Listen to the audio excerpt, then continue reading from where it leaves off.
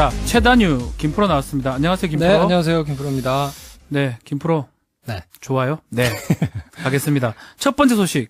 개헌 얘기부터 조금 해야 될 것 같은데요. 윤곽이 나왔다면서요? 정부 개헌안의 초안. 윤곽이 나왔습니다. 이것도 네. 사실은 이제 단계가 많이 남아 있기 때문에 뭐 확정적으로 말씀드리기는 좀 그렇지만 국민헌법자문특별위원회가 이제 마련 중인데 지금 뭐 전체 회의를 오늘 하고 있거든요.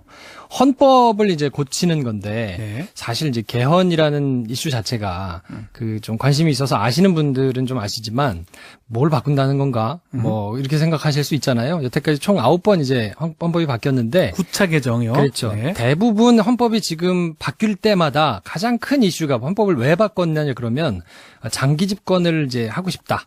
집권을 내가 조금 더 하고 싶다. 그래서 그 부분을 손보려다 보니까 이제 헌법이 계속 뭐 바뀌는 4.4 5입도 있었고 유신헌법도 그렇죠. 있었고 그죠? 네. 네. 그래서 계속 그것 때문에 이제 바뀌어 오다가 마지막에는 이제 민주화운동도 조금 일고 그래서 지금의 형태로 이제 바뀌었는데 너무 오래됐으니까 예전에 사실 보면 그때는 이제 헌법상에는 근로자만 있거든요. 네. 근데 지금은 이제 비정규직도 있고 뭐도 있고 막 이렇게 여러 개로 나누어져 있는데 사실 그때는 그냥 농부, 뭐 어부, 네. 그리고 근로자, 회사원 이렇게 돼 있어요. 그때는 그랬죠. 네, 네. 그러니까 아직 시대상을 반영하고 못하고 있는 문제들이 많아서 헌법을 여러모로 이제 전체적으로 손을 봐야 된다라는 게 뭐 정치권에서도 늘 하던 얘기고 국민적인 공감대를 얻는 얘기여서 네. 이번 지방선거를 할 때 바꿔보자라는 게 이제 대선 공약이었거든요. 전부 다. 그렇죠. 근데 일단 지금 여야가 이렇게 좀 협의가 잘 안 되고 있어서 이번 지방선거 때 할 수 있겠나라는 이제 의견들이 조금 있었는데 네.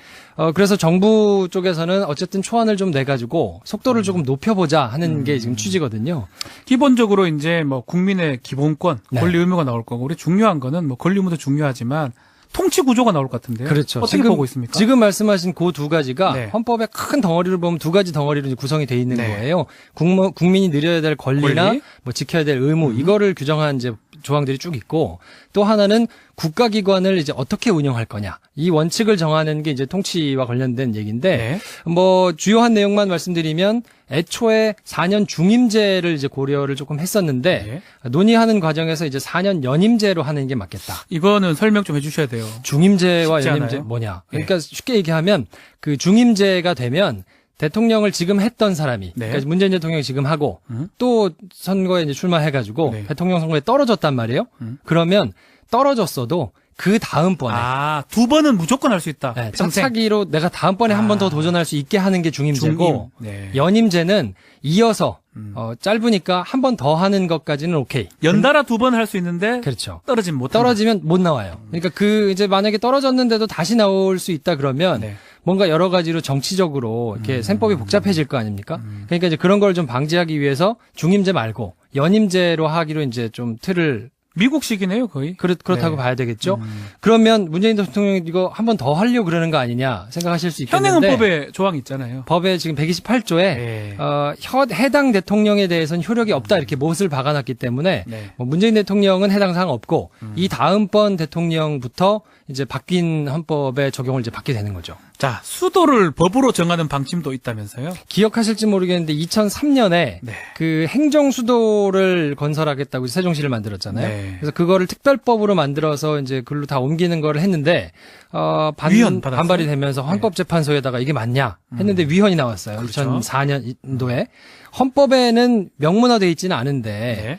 이게 관습 헌법이라고 이제 논리를 만들어서 신행정수도법은 위헌이다 이렇게 결론을 내려서 결국은 그냥 뭐 못하게 됐잖아요. 그렇죠. 근데 헌법에다가 수도를 아예 법률로 딱 박아놓게 되면 그러면 이제 법률로도 행정수도 이렇게 별도로 정할 수 있게 되는 거거든요. 아하. 네. 그러니까 요게 이제 대통령 4년 연임제와 수도를 법으로 명문화하는 것, 요게 이제 가장 크게 지금 검토되고 있는 내용이고 네. 나머지도 이제 내용이 많기 때문에 뭐 어떻게 할 것이냐. 특히 또 문제가 됐던 게 이제 헌법 전문이라 그러잖아요. 네. 쭉 앞에 써 있는 그 전문을 손볼 것이냐에 대한 문제가 늘 이제 문제가 됐었는데 4.19 혁명까지 나와 있거든요. 3.1운동부터 네. 4.19 혁명 뭐 이렇게 나와 있는데 그러면 4.19 혁명 이후에 있었던 큰 사건들 5.18 민주항쟁 어떡합니까? 그렇죠. 뭐 부마 항쟁. 항쟁이라든지 60민주 항쟁이라든지 이런 것들을 넣을 거냐 말 거냐 이걸 이제 어쨌든 검토하고 있는데 지난해에 있었던 그럼 촛불혁명은 어떻게 되는 거냐. 이것도 역사적으로는 이제 굉장히 큰 일이기는 한데 유례가 없는 일이니까요. 그렇죠? 일단 이거는 빼기로 했습니다. 왜냐하면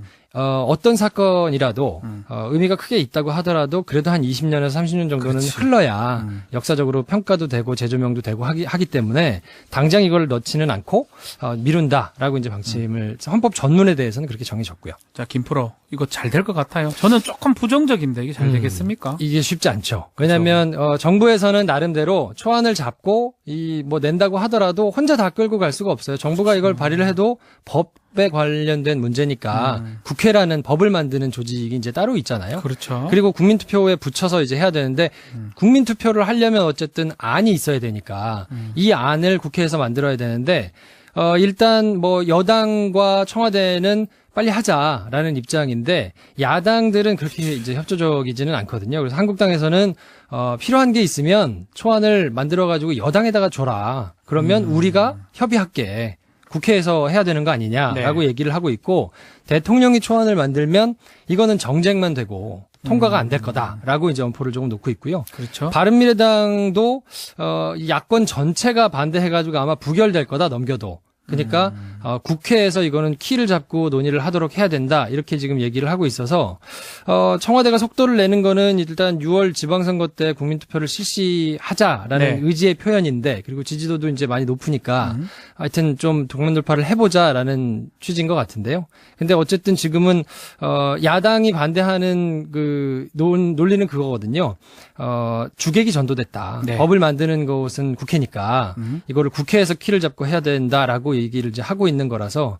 근데 또 그렇게 보자면 법을 만드는 권한은 국회가 갖고 있지만 안 만들잖아요. 그 법을 왜 만드냐를 또 따져보면 그렇죠. 국민들을 위해서 이제 만들어야 되는 거니까 그러면 거기에 주객 문제는 어떻게 할 건가 하는 문제도 조금 있는데 닭이 먼저냐, 계란이 먼저냐. 그렇죠. 그 얘기 같은데. 이거는 어쨌든 조금 뭐 쉽지는 않겠지만 네. 어쨌든 뭐 차근차근 진행이 돼가고 있으니까 조금 더 살펴봐야 될 것 네, 같습니다. 알겠습니다.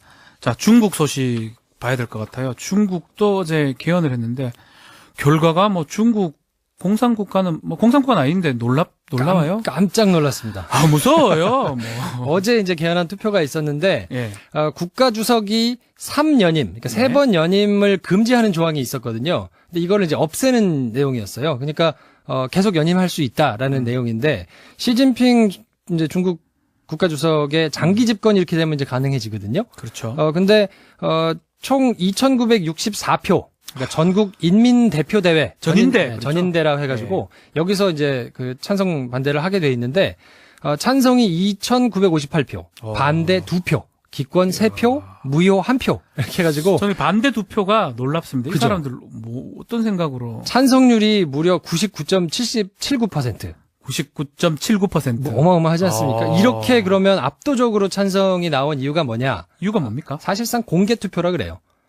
이게 전인대에서 무기명 방식으로 투표를 하고는 있는데 내용을 하나하나 뜯어보잖아요. 그럼 일단 기표소가 없습니다. 우리 들어가서 이렇게 도장 예. 찍고 뭐 하는 예. 데가 없어요. 그리고 각자 자리에 앉아가지고 예. 투표를 하는데 자리가 굉장히 좁아요. 옆에서 다 보이겠네요. 가림막도 없어요. 그러니까 이 사람이 뭘 쓰는지를 다 알 수 있는 구조인데다가 이거를 뭐 가, 부, 우리는 이렇게 한자로 쓰게 돼 있잖아요. 네. 그게 아니고 여기는 OMR로 체크를 하거든요. 네. 그러니까 OMR 뭐 시험 볼 때 예전에 학교 때 이렇게 해보셨겠지만 네. 그걸 하고 접거나 꾸기면 안 되기 때문에 꾸기면 오류가 나잖아요. 그래서 이 표시를 하고 접을 수가 없어요. 그리고 투표 용지도 A4 용지만 합니다. 그리고 마지막으로 검표인이 네. 이걸 집어넣어야 될 거 아니에요? 네네. 그러면 앉아서 쳐다보고 있어요. 봐요. 그러니까 이걸 꼿꼿하게 펴져 있는 A4 용지 크기의 투표용지를 가지고 가서 그 옆에 사람이 다 보는 가운데 칠하고 그걸 가져다 넣는 거니까 이게 사실 반대를 하는 거는 어마어마한 뭔가 용기가 있지 이쯤 않느냐. 되면 반대 2표가 대단한 것 같네요. 대단한 거죠. 예. 예, 그래서 이렇게 할 거면 사실 투표를 왜 하냐라고 생각을 이제 할 텐데 이런 방식이 사실 중국 사람들한테는 익숙하다고 보는 보도들이 꽤 많더라고요. 대학교에서 뭐 과대표 선출하고 네. 뭐 회장 선출하고 이럴 때부터 이런 방식으로 투표를 한다고 그래요. 그러니까 투표를 통해서 누군가를 진짜로 뽑는 행위를 하는 게 아니고 정해놓고 내정을 해놓고 이제 형식적인 절차를 거쳐서 추인하는 뭐 이런 걸로 이제 투표를 쓰고 있어서 그렇죠. 뭐 그렇다고 합니다. 자, 반응이 어때요? 반응 뭐 당연히 외신은 경악하죠. 외신은 지금 우리 이게 2018년 이게 뭐야 싶은 정도로 이제 경악을 하고, 근데 중국에서는 이제 관영 언론들이 많으니까 한국15 예, 문제 없다는 건데 그럼 문제 없으면 왜 문제가 없냐 네. 이제 논리가 궁금하잖아요.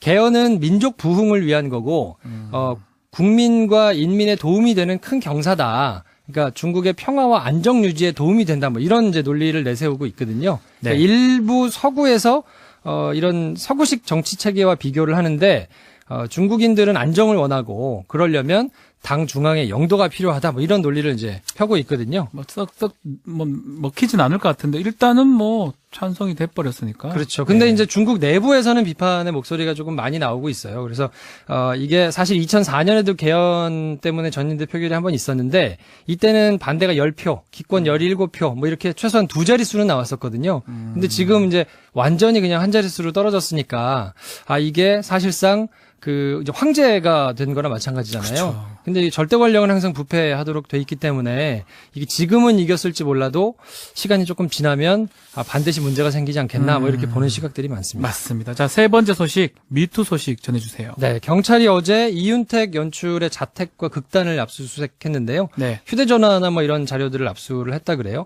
고소인이 16명인데 이 중에 10명이 조사를 받았고요.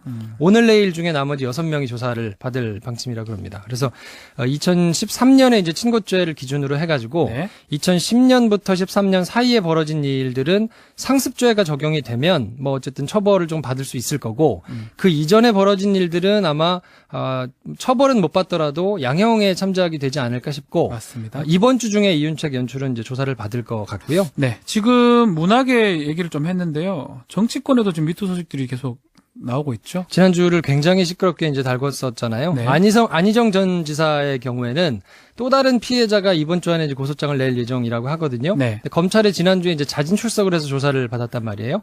근데 아마 고소장 접수가 이루어지면 네. 그 이후에 안 전 지사를 검찰이 다시 부를 것 같고요. 그렇게 불러서 조사를 한 다음에 신병 처리를 어떻게 할 거냐 방향을 아마 결정을 하게 될 것 같습니다. 그러니까 정봉주 전 의원 얘기도 나왔었죠. 그 이제 성추행 사실을 폭로한 인물과 지난주 내내 반박을 이제 거듭하고 있거든요. 네. 프레시안이 이제 보도를 했었는데 보도한 시간과 장소에 본인이 없었다. 사진도 뭐 내보이고 뭐 이러면서 서울시장 경선 포기 안 한다. 이렇게 지금 밝혔거든요. 네. 이거는 이제 계속 반박이 이어지고 있어서 내용을 조금 지켜봐야 될 것 같고요. 네. 성추행 의혹이 불거진 민병두 의원이 있는데 더불어민주당에 이제 의원직 내려놓겠다라고 그렇게 만류를 많이 했는데도 민주당에서 만류했거든요. 네. 사실관계를 먼저 살펴보자. 그리고 부인의 이제 뭐 이 해명도 나오고 뭐 이래서. 근데 어쨌든 만류에도 불구하고 사직서를 제출했고 네. 불륜 의혹이 제기된 박수현 충남지사 예비 후보의 경우에는 민주당에서는 이제 자진 사퇴를 하는 게 어떠냐 이렇게 권유를 했는데 미투와 흑색 선전은 다르다 이러면서 선거운동을 이제 제기를 했거든요. 네. 뭐 민주당이 여러모로 지금 곤혹스러운 상황인데 이에 대한 내용은 뒤에서 이어지니까 자세하게 한번 들어보시겠습니다. MB 소식 오늘은 빼고 내일 하도록 하죠. 네. 네. 여기까지 듣겠습니다. 감사합니다. 김포로였습니다. 국정원과 군에 이어서 경찰도 이 댓글 공작에 동참했다. 이런 정황이 드러나고 있네요. MB정부 시절에 경찰이 정부 정책에 대한 지지 댓글을 단 정황. 이것이 이 경찰청 진상조사팀 이 자체 조사 결과 지금 확인되고 있는 건데요. 이 문제를 제기한 더불어민주당 이철희 의원 연결해 봅니다. 이 의원 안녕하세요. 네, 안녕하십니까. 네. 이게 어떤 사람들이 어떻게 했다는 거죠? 요게 이제 밝혀진 경위만 제가 짧게 말씀을 드리면, 예. 제가, 우리 군에 있는 사이버 사령부 댓글 공작가 많이 알려져 있잖아요. 그렇죠. 예, 거기에 내부 자료를 보면, 군이 이 경찰과 협조한 내용들이 조금씩 들어있어요. 예. 그래서, 경찰에게, 아니, 이 군이 이렇게 도움을 받았다고 기재되어 있는데, 예. 무슨 도움을 줬는지 좀 알아보십시오. 이랬더니, 예. TF를 만들어서 이제 그 확인하는 과정에, 예. 뜻밖의 경찰도 댓글을 이른바 댓글 공작을 한 흔적이 나온 거예요. 네. 그래서 그거를 조금 이제 더 들어가 보니까 예. 한 거는 같다. 한 거는 지금 확인이 된 거고요. 예. 얼마만큼의 사람들이 구체적으로 어떤 활동을 예를 들면 어떤 댓글을 달았는지 네. 이것들은 조금 더 조사를 해봐야 나올 것 같고요. 예. 그래서 처음에 의도한 거와 다른 데서 의외에 지금 확인이라 그럴까요? 발견된 거라 네. 깜짝 놀라고 있습니다. 네. 지금 경찰청 자체 진상조사팀의 조사는 현재 계속 진행 중인 상태다 이거죠? 처음에는 이제 군하고 협조했던 것에 대한 조사 TF는 일단 종료했고요. 네네. 오늘 활동을 종료했고, 지금부터는 이제 경찰청 특별수사단을 만들어서 댓글 공작에 대한 수사를 제대로 하겠다는 겁니다. 예. 네. 그러니까 그러면 뭐 경찰청장 지시로 모든 경찰이 동원됐다 그런 건 아닐 거 아닙니까? 전 경찰이 다 할 수는 없죠. 10만이 넘는 경찰이니까 다 할 수는 없을 거고요. 현재로서는 보안사이버수사대를 중심으로 했다면 100여 명이 채 안 될 테고요. 예. 지방청에 있는 분들이 동원이 됐다면 그보다 훨씬 커질 테고 네. 짐작으로는 상당히 많은 수가 참여했다는 것으로 볼 수 있을 것 같습니다. 일단 보안사이버수사대가 여기 동원됐다는 건 확인된 겁니까? 거기가 중심이 됐던 건 분명합니다. 보안사이버수사대는 원래 뭐 하는 곳이에요? 이런 그대로입니다. 그러니까 사이버 수사를 하는 데입니다. 예. 네, 사이버상으로 뭐 예를 들면 보안자가 붙어 있으니까 네. 북한 관련 활동이라든지 이런 것들을 좀 잡아내고 또 사이버상으로 범죄가 있을 수 있잖아요. 그런 것도 수사하고 그런 데인 거죠. 그러니까 이 댓글 달고 이런 거랑은 사실은 뭐 애시당초 무관한 조직인데 네. 사이버라는 이름이 붙어 있다 보니까 이 조직이 아마 중심이 됐던 것 같습니다. 아직 어떤 댓글인지 그 내용까지는 확인이 안 됐다고 하셨습니다만은 국정원이나 군의 경우를 보면 정부 정책 지지하고 뭐 야당 비판하고 뭐 이런 댓글들이었었잖아요. 예. 여기도 비슷한 내용으로 추정이 되는 겁니까? 그렇게 봐야 될 겁니다. 근데 여기는 그동안 전혀 주목을 못 받고 있어서 네. 관련자들이 아마 많은 자료를 댓글이나 달았던 걸 삭제했을 겁니다. 그렇겠죠. 네, 그동안 시간이 많이 지났기 때문에 예. 또 국정원이 당하고 또 사이버사령부가 그런 게 드러나고 하는 과정을 보면서 예. 나름대로 이제 흔적을 지우기 위한 노력을 많이 했을 텐데요. 예. 그러나 어디인가는 분명히 기록이 남아있을 거기 때문에 네. 경찰청이 상당한 의지를 갖고 하면 저는 실체를 규명할 수 있을 거라고 봅니다. 관련 기사를 제가 보니까 뭐 레드펜, 블랙펜 이런 용어가 나오는데 이게 뭐예요? 그게 이제 정부 입장에서 봤을 때 악플러, 그러니까 정부에 대해서 비판적인 글을 쓰는 사람들 리스트를 만든 겁니다. 예. 그래서 이제 블랙펜이라 그런 거죠. 예. 그분들을 지칭하는 용어입니다. 예. 블랙펜 또는 레드펜이라고 불렀고요. 그 사람들 리스트를 만들어서 민간인의 경우에는 경찰에 넘겨서 이 조치를 좀 해달라. 만약에 군에 관련된 사람이면 기무사에 보내서 기무대에서 조치를 해달라. 이렇게 한 겁니다. 예. 그러니까 그 조치라고 하는 게 뭐예요? 이거 사법 처리를 한다는 얘기입니까? 어떻게 된다는 겁니까? 사법 처리할 거 있으면 사법 처리할 텐데 이제 지운다든지 예. 이렇게 폐쇄를 한다든지 알겠습니다. 또는 뭐 뒷조사를 한다든지 그런 작업을 한 거죠. 정부의 비판적인 그런 댓글 다는 사람들을 리스트로 만들어서 관리했다. 우선 이거부터가 좀 문제가 되겠고 그렇죠. 관리뿐이 아니라 거기에 맞대응해서 경찰관들도 댓글을 달았다. 적극적으로. 그렇게 되는 거로군요. 네, 그렇습니다. 그러니까 누가 지시했는지까지는 아직 지금 모릅니까? 금방 드러날 겁니다. 대충은 저도 짐작을 하고 있는데요. 예. 이제 아까 말씀드린 보안사이버수사대가 경찰청 보안국에 있는 거거든요. 예. 이런 일을 국장이 모르게 할 수는 없잖아요. 예. 국장이 만약 이런 일을 벌였다면 청장 모르게 할 수는 없을 겁니다. 예. 또 군에나 국정원을 보면 경찰청장이 그 위선의 지시 없이 예. 지휘를 받지 않고 할 수는 없는 거거든요. 예. 그러면 올라가면 예.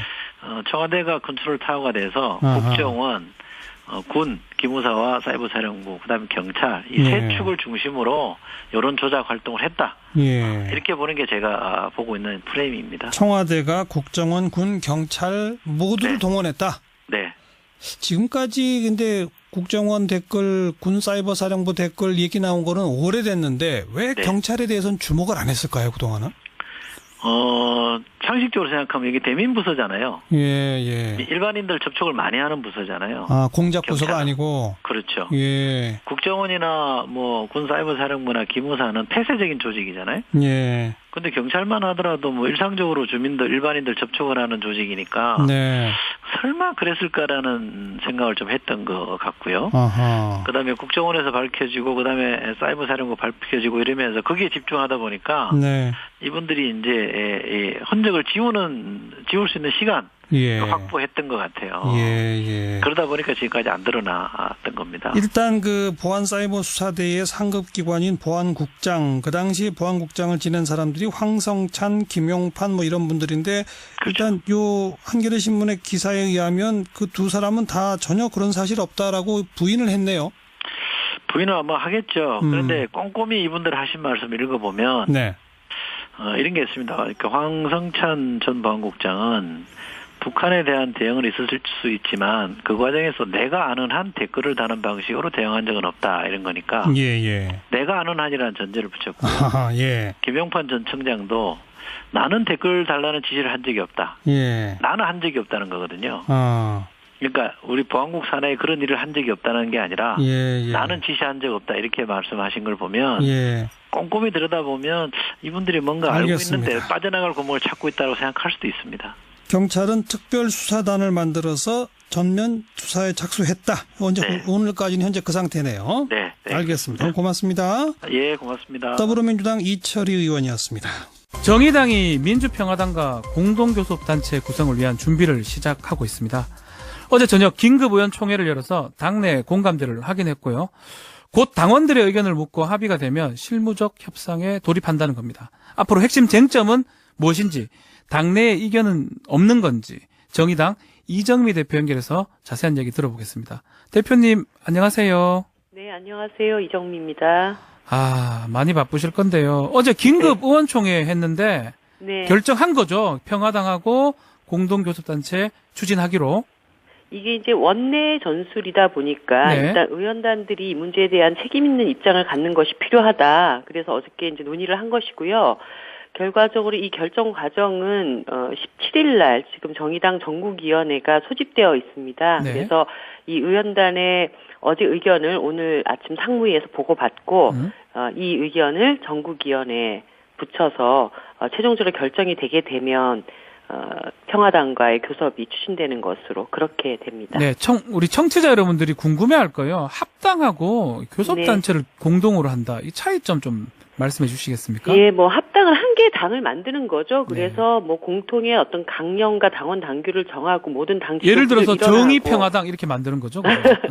예, 뭐 지금 뭐 바른미래당 같은 이런 정당이 되는 것이고요. 이거는 그 합당하고는 완전히 다른 것입니다. 원내에는 지금 국회법상에 교섭단체는 한 개 정당만이 아니라 복수의 정당이 함께 하나의 교섭단체를 구성할 수 있도록 되어 있습니다. 우리나라 국회법상에 교섭단체가 20석 이상이 돼야 되고 그 교섭단체만이 누리는 40여 개 이상의 권한들이 있습니다. 그래서 정의당과 민주평화당이 국회 안에서 하나의 교섭단체를 만들어서 원내에서의 여러 가지 정책 과제들을 공주에서 풀어나간다. 그러니까 국회 내에서의 어떤 협치의 틀을 만들었다. 이렇게 보시면 될 것 같습니다. 맞습니다. 지난 5일에 제안을 받았는데요. 정말 빨리 결정한 것 같은데 이렇게 빨리 하자는 공감대가 있었는 건가요? 당내에서? 네, 뭐 당내에서 할 건지 말 건지 이것을 뭐 질질 끌면서 논의할 문제는 아니다. 그리고 아시겠지만 지금 그 촛불 개혁 이후에 모든 것이 국회 안에서만 올스톱이 되어 있지 않습니까? 지금 보수 야당들이 사사건건 모든 일들에 대해서 이제 회방을 놓고 국민들 속을 타게 만들고 있기 때문에 사실 정의당이 그동안 이 문제에 대해서 굉장히 따끔하게 이런 방향으로 가서는 안 된다라는 이야기는 해왔지만 비교섭단체의 어떤 한계를 넘지를 못했습니다. 그래서 이 과정에서 교섭단체의 지위가 주어진다면 국회 내에서 좀 더 우리가 개혁적인 방향의 법안들도 다루고 정책들도 결정할 수 있는 그런 견인차가 될 수 있지 않겠는가 이런 판단을 하게 되었고요. 그래서 이왕 그렇게 할 거면 지도부가 좀 결단을 내리고 당원들에게 이 필요성을 좀 더 확인시켜드리는 게 맞겠다 이런 판단을 했던 겁니다. 근데 반대하는 의견도 당내에 있었다면서요. 어떤 걸 가장 많이 우려하고 그러나요? 예, 이게 뭐 당이 그동안 해오지 않았던 일을 하는 것이지 않습니까? 그리고 다른 당과 어떤 정책 동맹을 맺는다 하더라도 지금 이 야당 내부가 굉장히 여러 가지 혼란스럽고 그래서 자칫 이것이 우리의 정체성에 혼란을 가져올지는 않겠는가 이런 우려들이 있는 것은 사실입니다. 그런데 이 부분도 또 당적인 논의를 통해서 모든 일이라는 것은 뭐 기회비용이 다 있는 거지 않습니까? 네. 하지만 이것이 국민이 원하는 방향으로 우리가 교섭단체를 운영해 나갈 수 있다는 자신감을 갖고 임하자 이렇게 설득을 좀 드릴 생각입니다. 정체성 말씀하셨는데요. 정체성이 조금 많이 차이가 납니다. 최저임금 그 인상. 정체성이 같으면 합당을 하는 겁니다. 정체성이 다르기 때문에 협치를 하는 것이죠. 그래서 두 당 사이에 함께 풀어갈 수 있는 공통의 과제가 무엇인지를 정하고 그것이 네.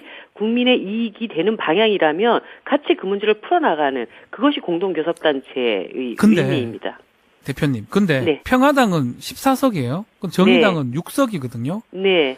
수적으로 평화당이 원하는 대로 끌려갈 가능성도 있지 않을까요? 지금 이거는 뭐 의석수에 따라서 어디에 더 힘이 주어지고 안 주어지고 이런 것은 아니라고 봅니다. 그리고 네. 정의당이 그렇게 뭐 일방적으로 민주평화당에게 딸려갈 일이라면 이런 결정을 왜 하겠습니까? 일당 100 의원이다, 한 명이. 네. 우리 공동교섭단체 취지에 맞게 네. 함께 힘을 모아서 국민에게 이익을 드릴 수 있고 선물을 드릴 수 있는 방향의 협치를 잘 해나가면 된다고 봅니다. 뭐 하나만 더 여쭤볼게요. 혹시라도 이렇게 공동교섭단체 구성했다가 정의당 지지율이 떨어지면 어떻게 될까요? 저는 정의당을 지지하시고 바라보는 많은 국민들이 네. 정의당이 정말 맞는 말은 하는데 뭔가 조금 더 이렇게 실질적인 문제 해결의 능력을 좀 보여줬으면 좋겠다라고 하는 의견을 갖는 분들이 많이 있다고 생각을 합니다. 네. 그렇기 때문에 이번 공동교섭단체를 통해서 정의당이 생각도 바른데 일도 참 잘한다. 이런 것을 더 확실하게 보여드릴 수 있는 그런 기회이지 않겠는가. 그 믿음을 가지고 이 일을 추진하고 있습니다. 오히려 잘하면 지지율도 오르고 뭐 잘하고 있다 이 얘기를 들을 수 있다 이 말씀. 네, 같습니다. 그것이 또 국민의 이익에 부합되는 네. 방향이라면 그만큼 평가해 주시지 않겠어요? 근데 그러면 결국은 범여권이라고 볼 수 있을 것 같기도 한데요. 그러면 또 반대로 지방선거 할 때 야권 연대도 또 이루어질 것 같기도 하고 이건 어떻게 또 봐야 됩니까? 그 공동교섭단체 구성 문제랑 네. 선거 연대 문제는 별개의 문제로 봐야 합니다. 선거는 어쨌든 국민들한테 각 정당이 평가를 받는 것이고 다 개혁 경쟁의 상대이기 때문에 정의당이 공동교섭단체를 구성하는 것이 곧바로 선거연대로 연결된다 이렇게 보시지는 말았으면 하는 생각이고요. 네.